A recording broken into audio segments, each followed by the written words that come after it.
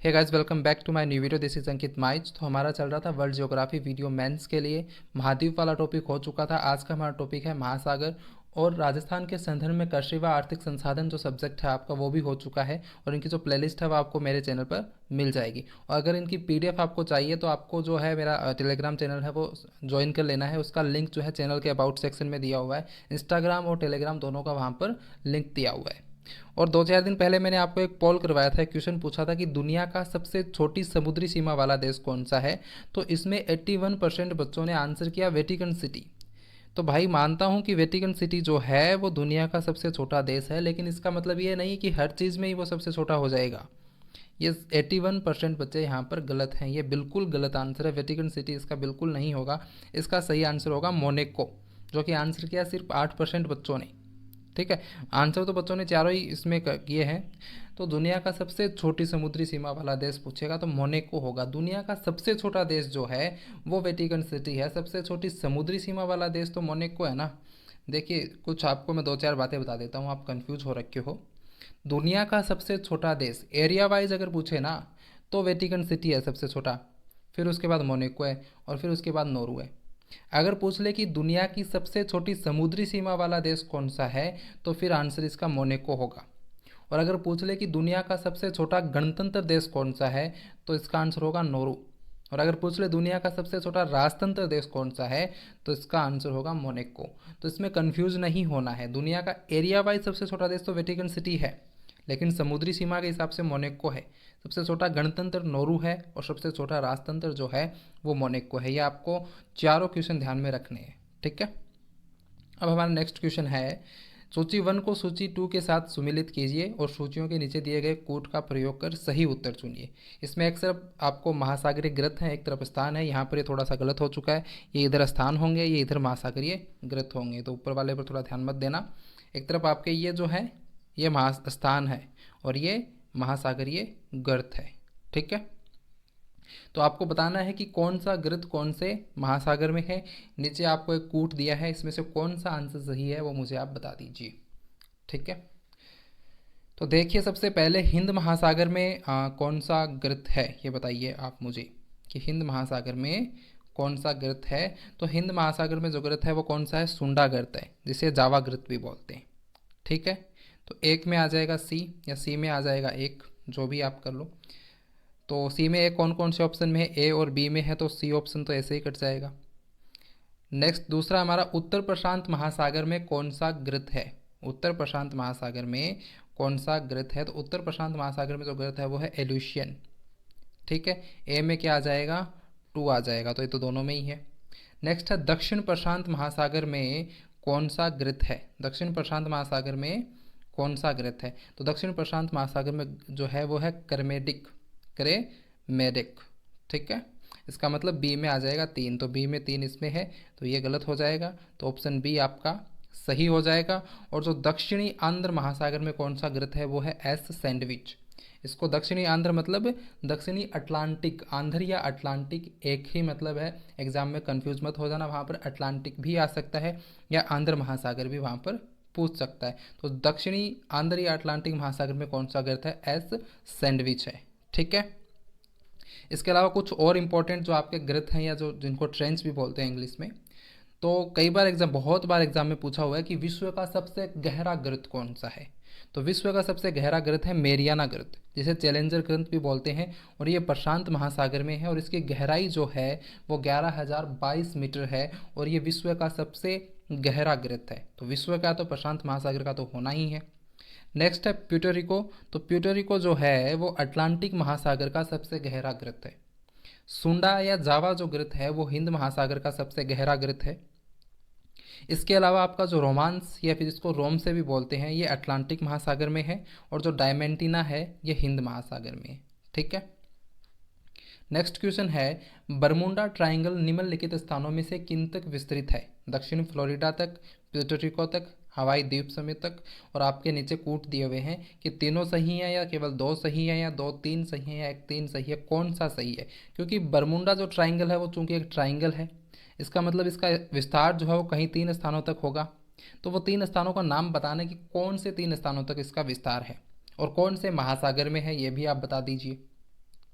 तो देखिए सबसे पहले बरमुंडा ट्रायंगल की अगर हम बात करें तो ये उत्तर पश्चिमी अटलांटिक महासागर में है। कहाँ पर है? उत्तर पश्चिम अटलांटिक महासागर में है। और इसके जो 3 छोर हैं, एक है इसका फ्लोरिडा, एक है सैन जुआन और एक है प्यूर्टो। ठीक है, इसका मतलब दक्षिण फ्लोरिडा तक इसका विस्तार है, प्यूर्टो तक इसका विस्तार है, हवाई द्वीप समूह तक इसका विस्तार नहीं है। हवाई द्वीप समूह की जगह आपका क्या आ जाएगा? सैन जुआन आ जाएगा। यानी कि पहला और दूसरा ऑप्शन सही है, तो ऑप्शन बी आपका सही हो जाएगा, केवल 1 तथा 2। और बरमुडा ट्रायंगल के बारे में आपको पता ही होगा कि जो भी हवाई जहाज़ वगैरह इसके ऊपर से गुजरते हैं वो उसी के अंदर विलुप्त हो जाते हैं, क्योंकि इसकी जो ग्रेविटी है वो बहुत अधिक है, इसलिए जो हवाई जहाज़ वगैरह हैं वो सारे वहीं पर विलुप्त हो जाते हैं। लेकिन एग्जाम में क्वेश्चन वो तो पूछेगा नहीं, क्योंकि वो सबको पता है। तो या तो पूछेगा कि इसका विस्तार कहाँ तक है, इसके जो तीनों छोर हैं वो कौन कौन से हैं, या फिर ये कौन से महासागर में है। तो ये उत्तर पश्चिमी अटलांटिक महासागर में है, और इसके जो तीनों छोर हैं वो एक है दक्षिण फ्लोरिडा, एक है प्यूर्टो, एक है सैन जुआन। और ये IAS के एग्जाम में आया हुआ क्वेश्चन है। ठीक है, नेक्स्ट क्वेश्चन है, निम्नलिखित में से कौन सी दक्षिण अटलांटिक महासागर की शीतल धारा है? दक्षिण अटलांटिक महासागर की आपको जो ठंडी धारा है वो बतानी है। ध्यान रख लेना, एग्जाम में धाराओं से क्वेश्चन पक्का आने वाला है। अब महासागर में ये नहीं पूछेगा कौन सा महासागर बड़ा है कौन सा छोटा है, बिल्कुल नहीं पूछेगा। वो या तो पूछेगा इनके गर्त, या पूछेगा इनसे रिलेटेड धाराएं। तो आपको धारा और गर्त पक्के से याद कर लेना है। तो इसका आंसर मुझे आप बता दीजिए कि दक्षिण अटलांटिक महासागर की शीतल धारा कौन सी है। सबसे पहला ऑप्शन है आपका कैनारी धारा। तो कैनारी तो देखो उत्तरी अटलांटिक की है, दक्षिण अटलांटिक की नहीं है, उत्तरी अटलांटिक की है ये ठंडी, लेकिन ये है उत्तरी अटलांटिक की। दूसरा ऑप्शन है बेंगवेला धारा। तो बेंगवेला धारा ऑप्शन आपका जो है वो सही हो जाएगा, ये आपका दक्षिण अटलांटिक की ठंडी जल धारा है। ठीक है, तो इसका जो सही आंसर हो जाएगा वो हो जाएगा ऑप्शन बी। नेक्स्ट क्वेश्चन है, अगुलहास धारा जो है वो हिंद महासागर की है। ठीक है, ब्राज़ील धारा जो है वो दक्षिण अटलांटिक महासागर की है, लेकिन ये गर्म है। ऑप्शन में पूछा, क्वेश्चन में पूछा ठंडी, ये है तो दक्षिण अटलांटिक महासागर की ब्राज़ील धारा, लेकिन ये गर्म है। ठीक है, तो इसका जो सही आंसर है वो बेंगोला धारा हो जाएगा। इसके अलावा दक्षिण अटलांटिक महासागर की कुछ यहाँ पर आपको धाराएं और दी हुई हैं, जैसे दक्षिण विषुवतरेखीय धारा है वो गर्म है, ब्राज़ील की धारा गर्म है, फॉकलैंड की धारा ठंडी है, पश्चिमी पवन प्रवाह ठंडी है, बेंगोला की धारा ठंडी है, गिनी तट की धारा गर्म है, और विपरीत विषुवतरेखीय धारा गर्म है। तो ये धाराएं आपको रट लेनी है। धाराओं से क्वेश्चन 2 ही बन सकते हैं, एक तो बनेगा कि ये कौन से महासागर की है, और दूसरा बनेगा कि यह ठंडी है या गर्म है। ये 2 ही क्वेश्चन आपके धाराओं से बन सकते हैं। और मैंने दक्षिण अटलांटिक महासागर की जितनी भी धारा थी ठंडी गर्म वो आपको सारी यहाँ पर बता दी हैं, तो ये अच्छे से नोट कर लेना। ठीक है, नेक्स्ट क्वेश्चन है, निम्नलिखित लवणों में से सागरीय जल की लवणता में किसका अधिकतम योगदान है? इसका आंसर जल्दी से कमेंट कीजिए। आपके ऑप्शन है calcium sulphate, magnesium chloride, magnesium sulphate या सोडियम क्लोराइड। कौन सबसे ज़्यादा सागरीय जल की लवणता में योगदान देता है? इसके अलावा मैं आपको एक फैक्ट और बता देता हूँ कि जो लवणता मापी यंत्र है उसको बोलते हैं सेलिनोमीटर। लवणता मापी जो यंत्र होता है उसको क्या बोलते हैं? सेलिनोमीटर बोलते हैं। तो ये आपको ध्यान में रख लेना है। इसके अलावा अगर हम बात करें कैल्शियम सल्फेट की, तो कैल्शियम सल्फेट का सागरीय जल की लवणता में कितना % योगदान है? इसका योगदान है 3.6%। कितना योगदान है? 3.6। मैग्नीशियम क्लोराइड का कितना % योगदान है? 10.9% योगदान है इसका, मैग्नीशियम क्लोराइड का। और मैग्नीशियम सल्फेट का कितना % योगदान है? तो मैग्नीशियम सल्फेट का जो है वो है 4.7%। इसके अलावा सोडियम क्लोराइड की अगर मैं बात करूं तो इसका है 77.8%। तो अब आप ही बता दो कि सागरीय जल की लवणता में किसका सर्वाधिक योगदान है? सोडियम क्लोराइड का आपको 77.8% है, तो सोडियम क्लोराइड इसका जो है सही आंसर हो जाएगा। इसके अलावा कैल्शियम सल्फेट 3.6% है, मैग्नीशियम क्लोराइड 10.9% है, और मैग्नीशियम सल्फेट 4.7% है। सोडियम क्लोराइड 77.8% है, तो इसका सही आंसर NaCl सोडियम क्लोराइड हो जाएगा। नेक्स्ट क्वेश्चन है, बरमुंडा ट्रायंगल स्थित है, मैंने अभी अभी आपको बताया है, जल्दी से इसका आंसर बताइए। तो इसका जो सही आंसर हो जाएगा वो हो जाएगा पश्चिमी उत्तरी अटलांटिक महासागर में। ठीक है, नेक्स्ट क्वेश्चन है, वृहत ज्वार आता है जब सूर्य तथा चंद्रमा एक सीधी रेखा में होते हैं, या जब सूर्य तथा चंद्रमा समकोण बनाते हैं, या जब तेज हवा चल रही हो, या जब रात बहुत ठंडी हो, वृहद ज्वार कब आता है? तो वृहद ज्वार आता है आपका जब सूर्य तथा चंद्रमा एक सीधी रेखा में होते हैं, तब वृहद ज्वार आता है। इसके अलावा ज्वार से रिलेटेड कुछ और फैक्ट मैं आपको बता देता हूँ कि पृथ्वी पर दिन में 2 बार ज्वार आता है। 12 घंटा 26 मिनट के अंतराल पर पृथ्वी में दिन भर 2 बार ज्वार आता है। लेकिन साउथ मेंटन इंग्लैंड में एक जगह है, वहाँ पर 4 बार ज्वार आता है, वो एक अपवाद है। ठीक है। और विश्व का सबसे ऊंचा ज्वार जो है वह है फंडी की खाड़ी कनाडा में, और भारत का सबसे ऊंचा ज्वार है ओखा तट जो कि गुजरात में है। नेक्स्ट क्वेश्चन है कि लवणता की सर्वाधिक मात्रा पाई जाती है बाल्टिक सागर में, श्याम सागर में, मृत सागर में या लाल सागर में? इसका सही आंसर मुझे बताइए। इससे पहले मैं आपको बता देता हूँ कि सर्वाधिक लवणता वाले सागर कौन से हैं। तो नंबर 1 पर है लाल सागर, नंबर 2 है फारस की खाड़ी और नंबर 3 है रूम सागर। और जो सर्वाधिक लवणता वाली झीलें हैं उसमें नंबर 1 पर है वॉन झील, फिर मृत सागर और फिर ग्रेट सॉल्ट लेक। और ध्यान रख लेना, जैसे ऑप्शन में 3 सागर ये दे दिए, एक और कोई चौथा दे दिया, या एक इनमें से दे दिया बाकी 3 और कोई दे दिए, तो सर्वाधिक लवणता वाला आप बता दोगे जो इनमें से होगा। झीलों में भी बता दोगे। लेकिन अगर सागर और झीलें दोनों दे दी तो फिर आप कौन सा सही आंसर लगाओगे कि झीलें ज़्यादा लवणीय हैं या सागर? तो ध्यान रख लेना, अगर सागर भी ऑप्शन में है और झीलें भी हैं तो आपका जो झीलों की लवणता है वो सर्वाधिक होती है सागर की अपेक्षा, क्योंकि सागर की जो एवरेज लवणता है वो 30 से 35% होती है, लेकिन जो झीलों की है वो 200 से ज़्यादा ही होती है, 200-250 के बीच जो है इनकी जो लवणता होती है। तो सागर की अपेक्षा झीलों की लवणता बहुत ज़्यादा अधिक होती है। ठीक है। तो यहाँ पर आपके ऑप्शन में बाल्टिक सागर, श्याम सागर, मृत सागर, लाल सागर। अब इसका आंसर लाल सागर होगा या मृत सागर होगा? बाकी दो तो कट गए, क्योंकि आपको यहाँ पर पता है कि लाल सागर सर्वाधिक लवण ये सागर है और जो लवणता वाली झीलों में मृत सागर दूसरे नंबर पर है। तो इसमें लाल सागर आंसर ना होकर के मृत सागर होगा, क्योंकि झीलों की लवणता सागरों की अपेक्षा ज़्यादा होती है। ठीक है। और मृत सागर एक सागर नहीं है, वो एक झील है। तो इसका सही आंसर हो जाएगा मृत सागर। नेक्स्ट क्वेश्चन है उच्चतम लवणता पाई जाती है मृत सागर में, लाल सागर में, महान साल्ट झील में, वॉन झील में? आप बोलोगे सर क्वेश्चन रिपीट होगा। क्वेश्चन रिपीट नहीं हुआ है, ऑप्शन अलग हैं। तो इसका अब आंसर आप बताइए। दोनों ही क्वेश्चन एग्जाम में आए हुए हैं। तो अब यहाँ पर देखो, आपको वॉन झील दे दी, सागर तो दिए हुए हैं ही, झील तीनों दे दी, एक कोई सागर दे दिया। अब आपके सागर तो डेफिनेटली नहीं होगा, लाल सागर तो नहीं होना है, झीलों में से कोई होगा। तो झीलों में भी सर्वाधिक किसकी है? वॉन झील की है। तो सर उच्चतम लवणता वॉन झील की है, दूसरे नंबर पर आपका मृत सागर है, फिर महान सॉल्ट झील है। तो इसका सही आंसर ऑप्शन नंबर डी हो जाएगा। ठीक है। नेक्स्ट क्वेश्चन है निम्नलिखित में से कौन शीत समुद्री धारा है? ब्राज़ील धारा या क्यूरेशियो धारा या गल्फ स्ट्रीम या हम्बोल्ट? इसका सही आंसर क्या होगा? कौन सी मतलब जो ठंडी समुद्री धारा है वो आपको बताना है। तो देखिए, ब्राज़ील जो धारा है वो तो दक्षिण अटलांटिक महासागर में है और ये गर्म धारा है। क्यूरेशियो धारा भी गर्म है, प्रशांत महासागर की है। गल्फ स्ट्रीम भी गर्म है, उत्तरी अटलांटिक महासागर की है। हम्बोल्ट जो जलधारा है वो ठंडी जलधारा है और प्रशांत महासागर की है। ठीक है। तो इसमें से जो सही आंसर आपका हो जाएगा वो हो जाएगा हम्बोल्ट जलधारा, एकमात्र जो है यहाँ पर ठंडी जलधारा है। नेक्स्ट क्वेश्चन है एशिया व उत्तरी अमेरिका को जो जल संधि अलग करती है वह कौन सी है? बेरिंग या पाक या जिब्राल्टर? ये जिब्राल्टर नहीं है, जिब्राल्टर है, और मलक्का। तो इसका सही आंसर बताइए। यहाँ पर एशिया व अमेरिका के बीच पूछ सकता है या रूस और अमेरिका के बीच भी पूछेगा तो भी आपका आंसर सेम ही होगा। तो इसका सही आंसर हो जाएगा बेरिंग जल डमरू मध्य या बेरिंग जल संधि जो है वो एशिया और उत्तरी अमेरिका के मध्य है। इसके अलावा ऑप्शन बी है पाक जल डमरू मध्य। पाक किनके बीच है?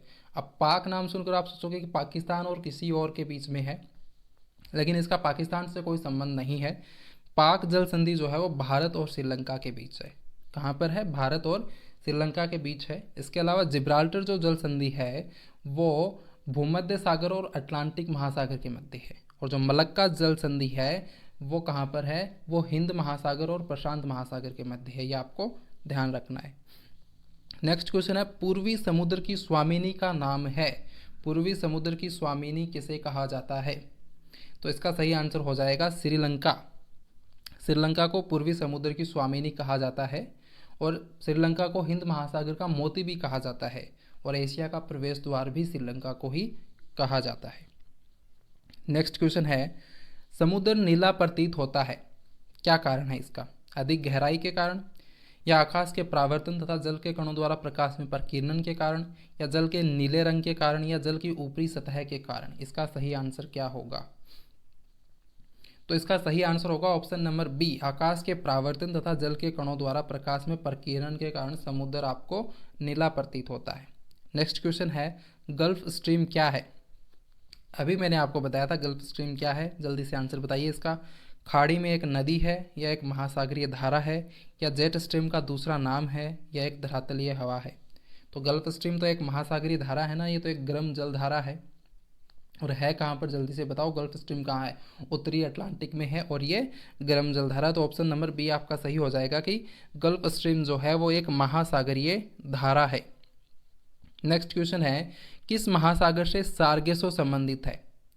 उत्तरी प्रशांत, दक्षिणी प्रशांत, उत्तरी अटलांटिक, या दक्षिणी अटलांटिक?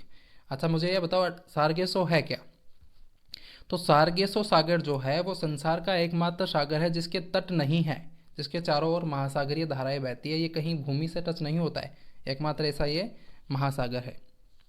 ये है कहाँ पर, ये आपको बताना है कि सार्गेसो जो सागर है वो कहाँ पर है। तो ये है उत्तरी अटलांटिक में, ऑप्शन सी इसका सही हो जाएगा, उत्तरी अटलांटिक। ठीक है।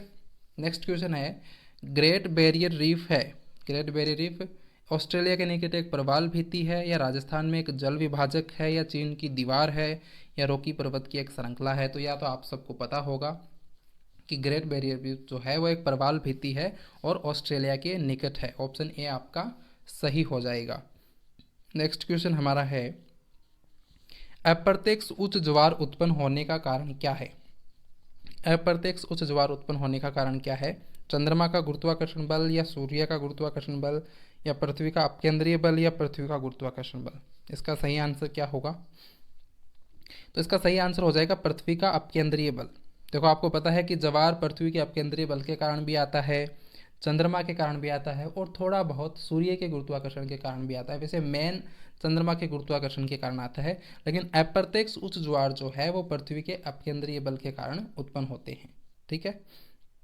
नेक्स्ट क्वेश्चन है, निम्न में से कौन सा महासागर उत्तरी अमेरिका को स्पर्श नहीं करता है? निम्न में से कौन सा महासागर उत्तरी अमेरिका को स्पर्श नहीं करता है? अटलांटिक महासागर, या प्रशांत महासागर, या हिंद महासागर, या आर्कटिक महासागर? कौन सा आंसर इसका सही होगा? तो देखिए, उत्तरी अमेरिका को अटलांटिक महासागर तो स्पर्श करता है, प्रशांत महासागर भी करता है, आर्कटिक महासागर भी करता है, हिंद महासागर उत्तरी अमेरिका को स्पर्श नहीं करता है। इसका मतलब सही आंसर हो जाएगा हिंद महासागर। ठीक है। नेक्स्ट क्वेश्चन, निम्नलिखित में से किसको वेनिसिंग ओशन या छिपता हुआ महासागर कहा जाता है? किसको छिपता हुआ महासागर कहा जाता है? तो इसका सही आंसर क्या हो जाएगा? आर्कटिक महासागर। और ये दुनिया का सबसे छोटा महासागर है, ये भी आपको पता होगा। महासागर 5 हैं। सबसे बड़ा प्रशांत महासागर है। देखो मैं बताऊं, आयतन, क्षेत्रफल और गहराई की दृष्टि से सबसे बड़ा है प्रशांत महासागर, दूसरे नंबर पर अटलांटिक महासागर, तीसरे पर हिंद महासागर, फिर अंटार्कटिक महासागर, और फिर आर्कटिक महासागर। अगर पूछे तटीय रेखा की दृष्टि से कौन सबसे बड़ा है, या इनका क्रम पूछ ले, तो आपका जो है आर्कटिक चौथे नंबर पर हो जाएगा और अंटार्कटिक 5वें नंबर पर हो जाएगा। यानी कि तटीय रेखा की दृष्टि से सबसे छोटा जो महासागर हो जाएगा वो अंटार्कटिक हो जाएगा, बाकी एज इट इज रहेंगे। आयतन, क्षेत्रफल और गहराई की दृष्टि से तो सबसे बड़ा प्रशांत है और सबसे छोटा आर्कटिक है, और तटीय रेखा की दृष्टि से सबसे बड़ा तो प्रशांत ही है, सबसे छोटा अंटार्कटिक हो जाएगा आर्कटिक की जगह। बाकी क्रम वही रहने वाला है, प्रशांत, फिर अटलांटिक, फिर हिंद, फिर अंटार्कटिक, फिर आर्कटिक। ठीक है। नेक्स्ट क्वेश्चन हमारा है, महासागर में जलधाराओं के बहने का कारण क्या है? वायुदाब और हवाएं, पृथ्वी का परिभ्रमण और गुरुत्वाकर्षण, या भूमध्य रेखीय व ध्रुवीय प्रदेशों के असमान तापमान के कारण? कौन सा आंसर सही होगा? तो देखिए, महासागर में जलधाराएं के जो बहने का कारण है वायुदाब और हवाएं भी है, पृथ्वी का परिभ्रमण और गुरुत्वाकर्षण के कारण भी जलधाराएं बहती हैं, और भूमध्य रेखीय व ध्रुवीय प्रदेशों के असमान तापमान के कारण भी बहती है। तो इसका आंसर ऑप्शन नंबर डी हो जाएगा, उपयुक्त सभी। चलते हैं नेक्स्ट क्वेश्चन पर। नेक्स्ट क्वेश्चन है, निम्नलिखित में से कौन सा सागर महासागरीय मरुभूमि के रूप में संबोधित किया जाता है? निम्नलिखित में से कौन सा सागर महासागरीय मरुभूमि के रूप में संबोधित किया जाता है? इसका आंसर बताइए। तो इसका सही आंसर होगा सार्गेसो सागर, जिसका कोई तट नहीं है। तो जो महासागरीय मरुभूमि है वो सार्गेसो सागर को कहते हैं।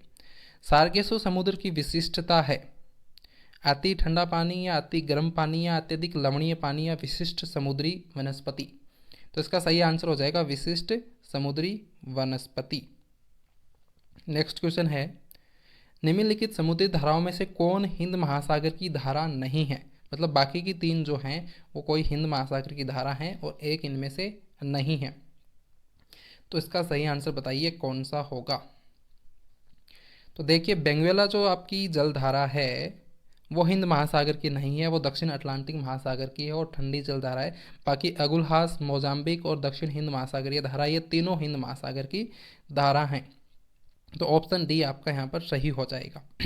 तो हिंद महासागर की जलधारा कौन सी है? एक तो मोजाम्बिक है, एक अगुलहास है और एक पश्चिम ऑस्ट्रेलिया है और एक दक्षिण हिंद महासागरीय धारा है। ये 4 आप याद कर लो, एनफ है। नेक्स्ट क्वेश्चन है, निम्नलिखित में से कौन जल लवणता प्रवणता को दर्शाता है?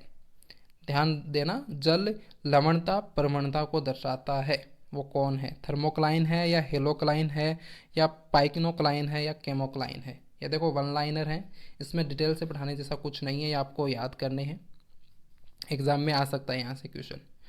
तो देखिए, जल लवणता प्रवणता को जो प्रदर्शित करता है वो है हेलोक्लाइन। ऑप्शन बी आपका सही हो जाएगा।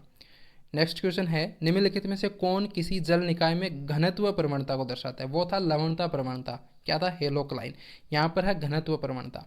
तो इसका आंसर क्या हो जाएगा? इसका आंसर हो जाएगा पिक्नोक्लाइन। ठीक है। नेक्स्ट है, प्रवाल भित्तियों से बने हुए प्रवाल क्या कहलाते हैं? हर्माटाइपिक या अहर्मा प्ररूपी या दृढ़ प्रकार का या स्थावर प्रकार का? इसका आंसर क्या होगा? तो इसका आंसर होगा हर्माटाइपिक। प्रवाल भित्तियों से जो प्रवाल बनती हैं उनको बोलते हैं हर्माटाइपिक। नेक्स्ट क्वेश्चन है कि निम्नलिखित युग्मों में से कौन सा समुद्री जल में अधिक लवणता के लिए उत्तरदायी है? मतलब कौन से कारण हैं जो समुद्री जल की लवणता बढ़ाते हैं? उच्च वाष्पीकरण।